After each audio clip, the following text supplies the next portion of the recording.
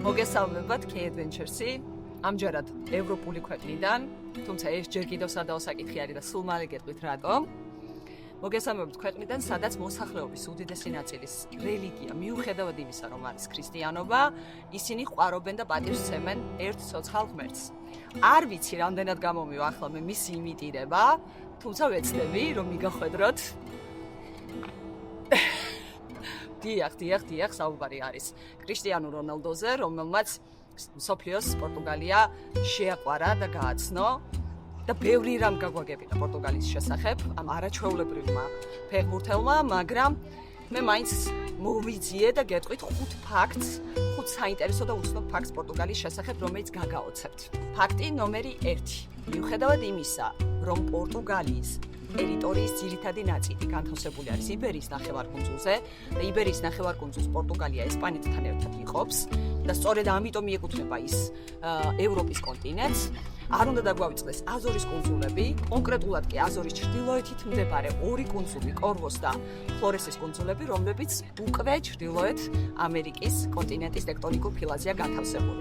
ასევე არ უნდა დაგვავიწყდეს ჩვენთვის ყველასთვის საყვარელი, ცნობილი, ქართველებისთვის ცნობილი მადეირა, რომელიც თურმე არა ევროპის კონტინენტზე, არამედ აფრიკის კონტინენტის ტექტონიკურ ფილაზეა განთავსებული.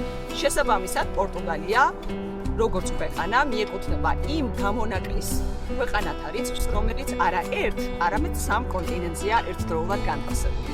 ფაქტი ნომერი 2. იცოდით, რომ ნაპოლეონს პორტუგალიის დაპყრობა 3-ჯერ უცდია, თუმცა 3-ვეჯერ უშედეგოდ.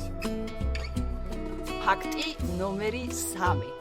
ლისაბონი რომზე ბევრად უფრო ძველი ქალაქი არის და ლისაბონში თურმე ადამიანები დასახლდნენ ჯერ კიდევ ქრისტეშობამდე 1200 წელს.